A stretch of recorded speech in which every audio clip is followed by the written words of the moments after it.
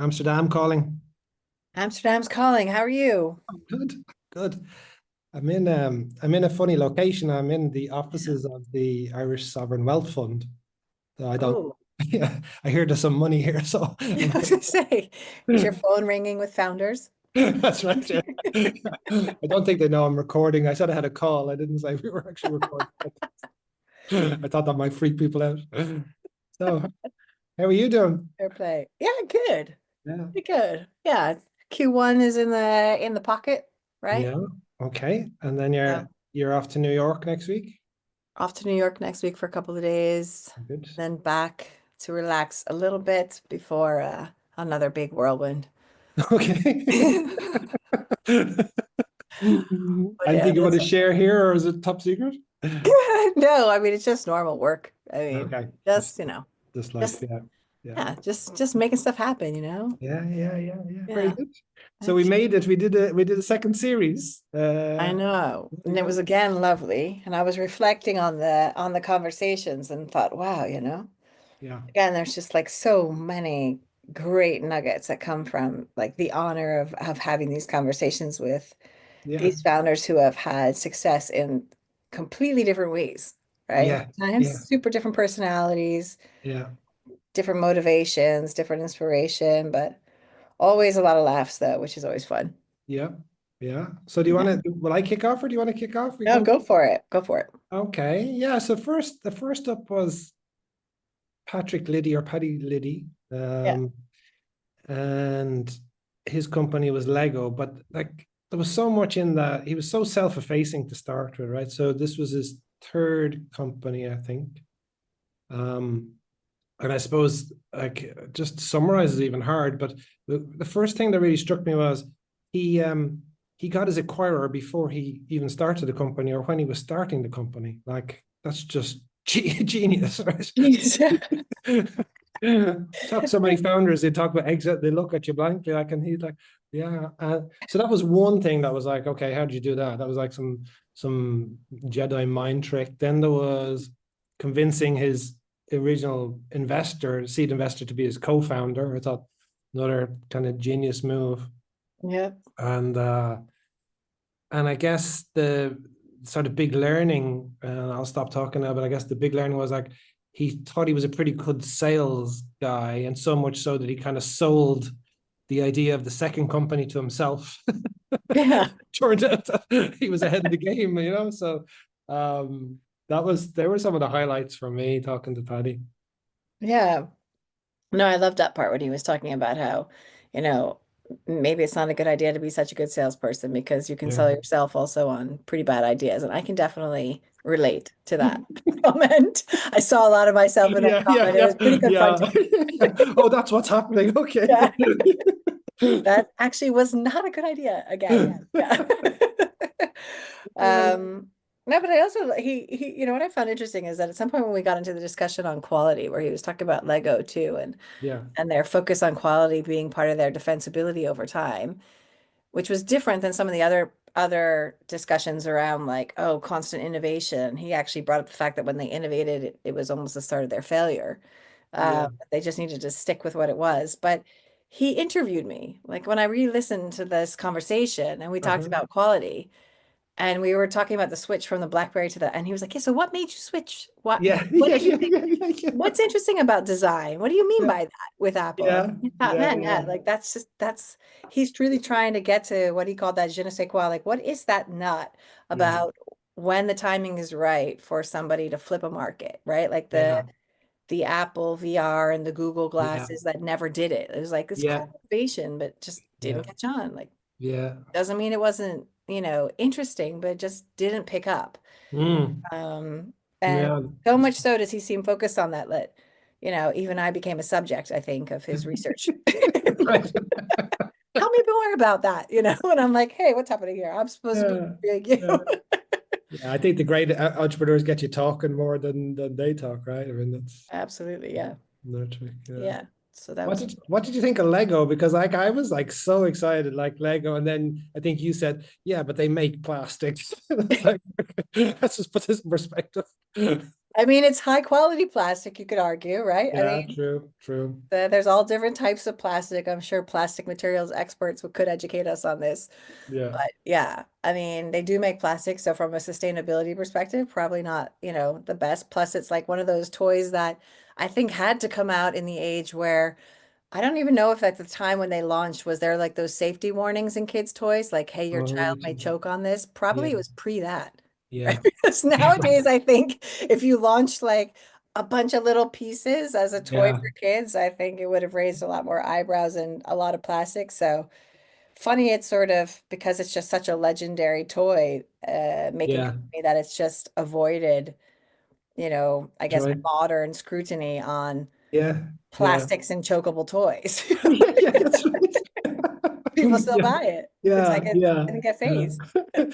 They get a pass just because they're cool, and we Yeah. don't they get a pass on lots of stuff, right? Yeah, Yeah. So yeah. yeah. No, I really enjoyed the first one with Paddy, and yeah, I thought there was so much in that. And great to see him going again. Like just Yeah. relentless. Yeah. Um, so next up was Stephen Nolan from Nutritics, right? Yeah. Very Yeah. very different. Do you wanna do you wanna give it kind of your summation of it? Yeah, I mean, well, of course, in some of these, there's these anecdotes of what happened in those conversations that you don't expect that just rule out any other kind of intelligent content. But in this case, it was when Stephen was talking about how he got interviewed by his co-founder's granny. Remember? Yeah, yeah, that's definitely unique. That's just, I'll never forget. That's a classic. Like, Yeah, I was like, man, she must have been like, they must have been yeah, like, Granny, get on it, yeah, like, yeah. negotiate with him. That's right. Nine espressos into one glass or something, a low cup or something. So Yeah, yeah, no, that was classic. And yeah, then his honesty around his journey where at first the gym was sort of his therapist, right, and his yeah. coach, and then later putting just a really smart board around him as he scaled, and then moving Mm, from this intense focus on product to actually putting the team first. yeah, And I thought it was a good example he gave of, we all this customer centricity is obviously a very big thing. And then the fact that he said, on the one hand, in his particular business where a customer got out of line and yeah, was really, draining the team, that he stood up for the team, and it really kind of put that team first culture front and center. And that if you really look after the team, then, kind of everything falls into place. So I yeah, think that's not that common, right? Like mm, that's really about, we focus after the product and the purpose of a company, because we also heard that in this series, like the purpose of the company is not to take care of the employees, it's actually delivering on the product, right? It's what you're supposed to yeah, do. And yeah, but his focus seems to be really on that team culture. mm, And I guess, in his experience, or in this case in particular, it's paying off. yeah, yeah. No, a lot of people talk about it, but like he could back it up with real examples of like turning a big customer down because they were annoying his staff, and Yeah. that takes a lot of guts. Yeah, definitely. Yeah, Especially when you probably need the cash. yeah, yeah, yeah, Like, I got your back, I just don't have your paycheck. yeah. That's right. That's As a right. result of which I can't pay your salary this month. That's right. I had your back. But everyone's happy. Yeah, yeah, that's right. Yeah, it becomes a bit more real, doesn't it? Yeah. Yeah, it was a very different. Like I thought, what was my take on it? I mean, the first was when everyone told him not to do it, Yeah. and just believing in yourself of like, yeah, I've listened to everybody, but I still think it's the right thing for me. And I love the fact that like he raised some capital and then he paid it off, and now he kind of raised some venture debt, but he owns the company, and like he's built it the kind of really old fashioned way, which I think is really hard, but really really interesting. Yeah. And he picked Whoop then, which Oh featured yeah. one of our earlier episodes for a different reason. Yeah, Yeah. The Jason Foster episode. I love that's that right. one. I think he's okay with it now. Yeah. Yeah, yeah. Which Yeah. I mean, I read something recently about, it's about, what's in the future of healthcare and all of this noise and all of this signal, and how we don't need any more noise. And we, and everybody Yeah. thought that like Apple was going to take over the healthcare market, but like all that constant pinging, I mean, it drives me nuts too. I mean, Yeah. people now, sleep with their phones on flight mode at night. Just like I don't wake me up. Don't bother Yeah. me. Don't give me Yeah. any of this, I don't know, radiation. Just shut up, Yeah. I think we're over signaled. And I think the reason why Whoop kind of gets it right is it is it's a similar like the Aura Ring. It's similar like a passive device Mm. that unless you go and like look at the data, Yeah. there's nothing. Like it's just this Yeah. thing on your wrist. So Yeah. I mean, it's collecting passively, but it's not pinging you or telling you what to do all the time. And Yeah. for many people, I guess Stephen included, that's a nice way to Yeah. get data on yourself. Yeah. And I love the like just this belief in just focus, like do one thing incredibly well, like better than anybody in the world, Yeah. that kind of came true. Yeah, so that was a Yeah. lot of fun with Stephen. And who do we have next then? Frank. Frank, right? Yeah. Frank from Austria.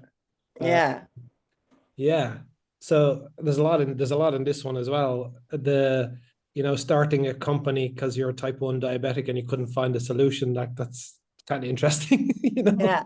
And let's Yeah. figure out the business model. Let's get this focus on let's get the product right and build something that people want, and then we can worry about let's not raise lots of money. Let's just build something people want, and then let's figure out the business model.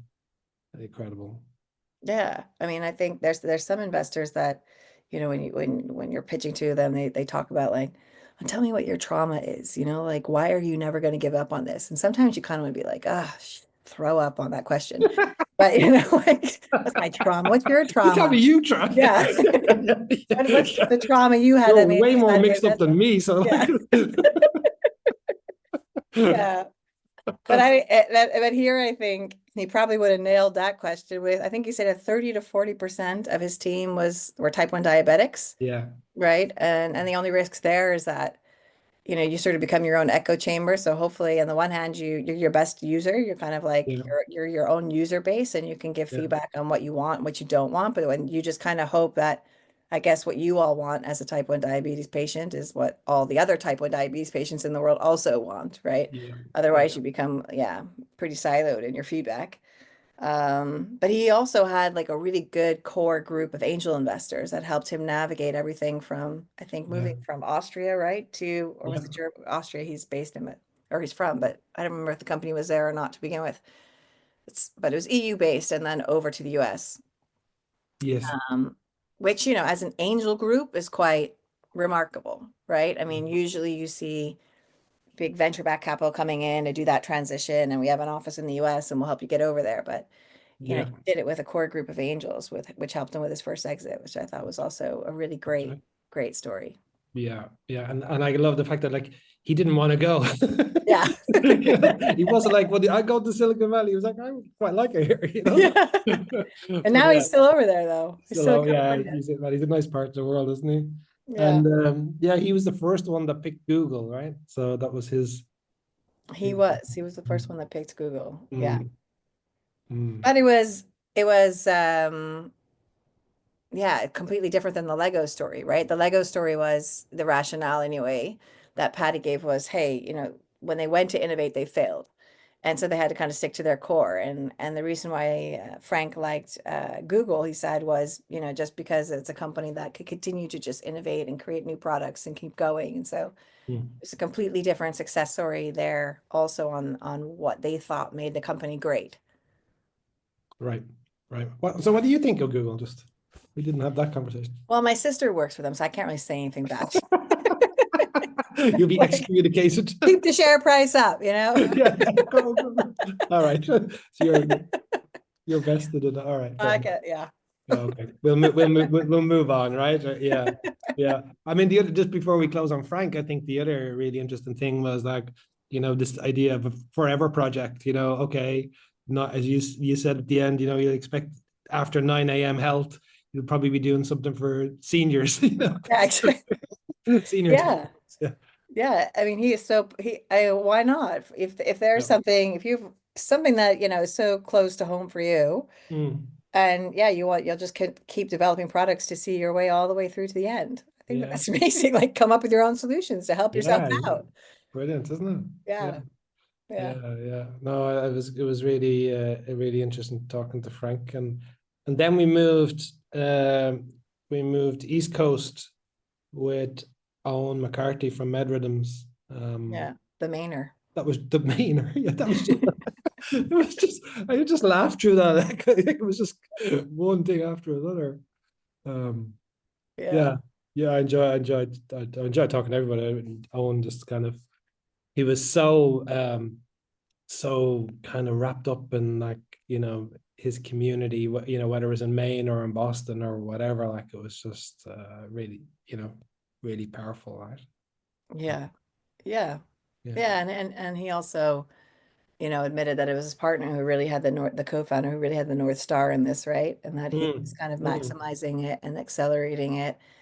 Um, he was a bunch of high energy, but you yeah. could tell, unlike, we asked Frank, did you ever want to give up? Did you ever think about giving up? He was just like, what are you talking about? Yeah, I No. can't. I got to be type 1 Just diabetic stupid tomorrow. question.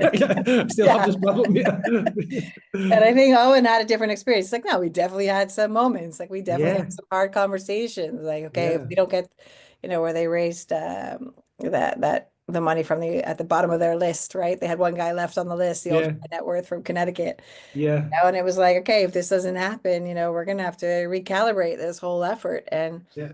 Yeah. so I think, it just shows that, there's not one way to do this, right? There's not one way, it doesn't mean that if you've ever questioned yourself, you're a bad founder, or you've had those conversations that it must be Yeah. wrong.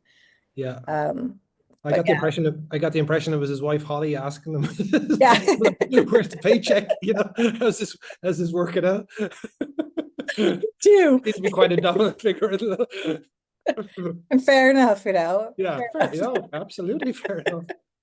Yeah, that was interesting, wasn't it? Like, I just decided to work with my best friend, and we figured out a way of giving each other feedback without anybody getting offended. And as we're running out of money, we're driving down to Connecticut saying, "Look, if this doesn't work, I'm gonna have to figure out something." And they walk in, and some really savvy investor gives them whatever it was, 4 or 5 million, like that. Like, what a Yeah. great story. Like, just incredible.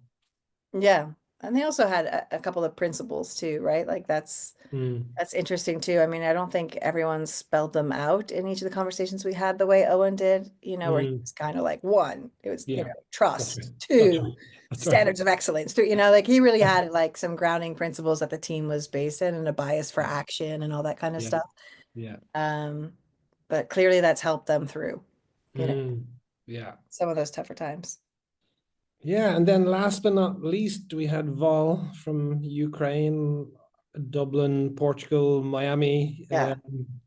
Like, I mean, you want to talk about positivity. If you want a silver lining guy, yeah. that Yeah. guy. I think we're positive people, but like this.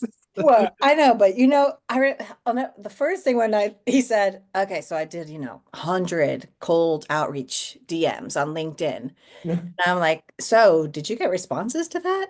And he says, yes, some, which was like 5 or 6. That's right. But that was a success for him. He's like, I got like Yeah. 5 or 6. Right. And from that, I got this feedback. And I was Yeah. like, Yeah. okay, most people would have been like, I got like 5 or 6. He was like, Yeah. I got 5. Yeah, I got some. I Yeah. got some.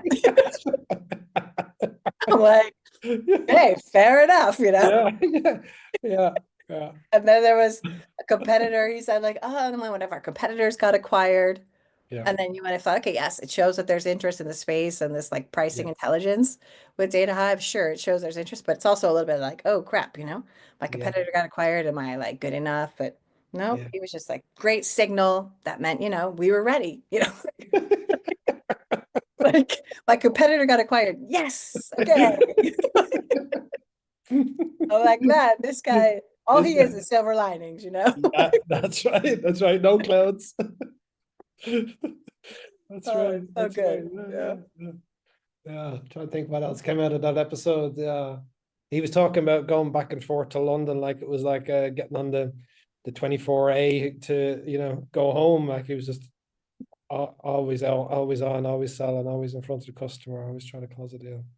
Yeah, Yeah. yeah. And his passion, he was constantly getting feedback. Yeah. He wasn't afraid. You see, sometimes people get so attached to the product or so attached to it, it's almost like they're afraid to be told a negative thing. Yeah. And all he wanted was like Yeah. give me feedback, give me feedback, give me feedback before he really got to the final product. So Yeah. Yeah. yeah. Yeah. And he He was picked also a Google guy, right? he's another Google guy. Yeah. Yeah. Which I guess they are like a phenomenal company. So we'll let two people. We'll have to maybe stop future guests picking Google. Like, okay. Right, we know those. We've heard of that. Yeah. Yeah. Yeah. Yeah. No, But yeah. you have to Yeah. respect that he was a Google guy after having worked for Google. Yes. So That's that right. says something. Well, Mm. actually, no. In his case, maybe not, because like I said, he's the silver lining guy. So like, Google could probably do all sorts of things. And he's like, Yeah. but there was that great coffee machine, like it was really That's good. that's right. That's right. Yeah. So actually, we'll never really know Yeah. if it's great or not. Yeah.